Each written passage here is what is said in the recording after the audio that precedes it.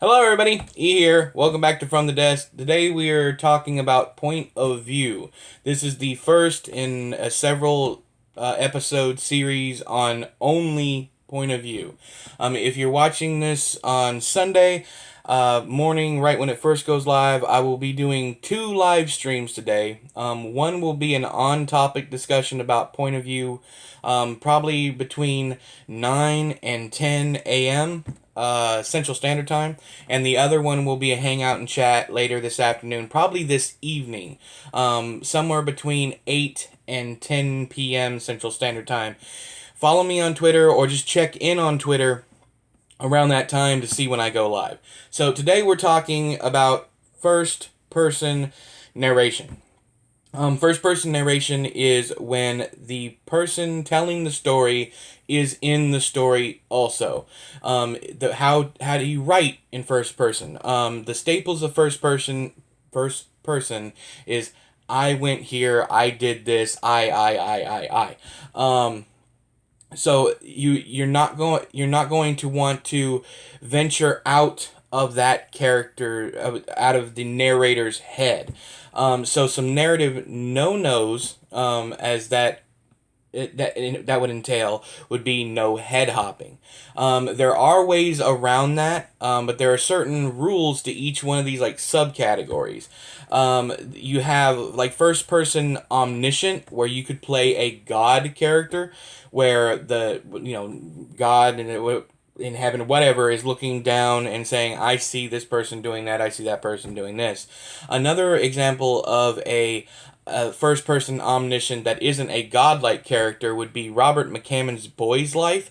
But he tells the reader in the very first chapter, prologue, whatever it is, introduction, he tells from the first person character's point of view, he tells them two things. First, you know obviously that I have lived through this story because I'm telling you this story.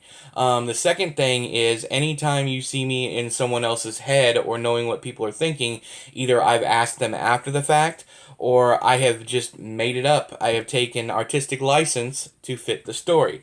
So those are the two ways that you can head hop. I don't really suggest it if you're a newer author just now getting into this. Really, that's all this series is for. If you're just now getting into it, try to stick to either first person or third person until you learn all the basics for those things. Basically, what you're saying, it's the fictionalized version of autobiography. Is the best way to explain it. You're telling the story and you were in the story. So some other examples of first person narration in books, the entirety of the Odd Thomas series, Dean Koontz's Odd Thomas is in first person. For you Stephen King fans out there that watch me, there's Bag of Bones, Dolores Claiborne, let's see here. Yeah, and the parts of Christine are written in first person. Revival is another one, terrific one that's written in first person. Then you have, let's see here, my own work. I have Bay's End, Life After Dane. Let's see here, Hope for the Wicked, Pennies for the Damned. Those books are in first person. I have several stories in first person.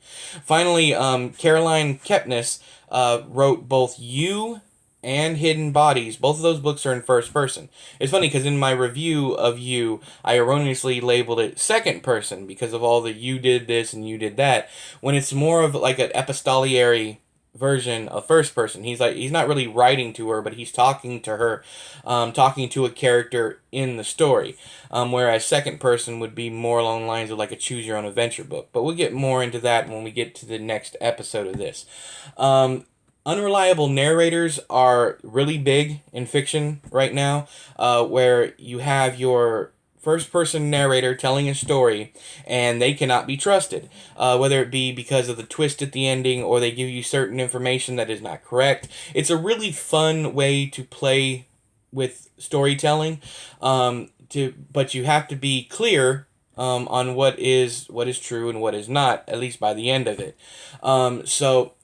Those rules are hard rules. The head hopping will really screw you up with a reader, because the reader is going to be wondering how the person in the story knew what someone else was thinking. So always stay in your narrator's head.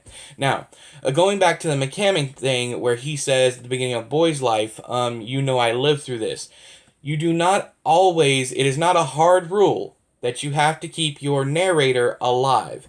Some books that do this, going back to the Odd Thomas series. Odd eventually, by the end of the series, is no longer around. But I mean, that isn't really a spoiler because he tells you in the very first book.